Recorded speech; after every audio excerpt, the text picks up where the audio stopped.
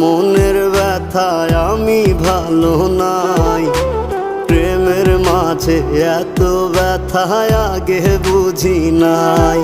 আমি জানতাম যদি অন্যের সাথে বাঁধবি সুখের ঘর, আমি করতাম না রে আপন করে কইরা রাখতাম পর।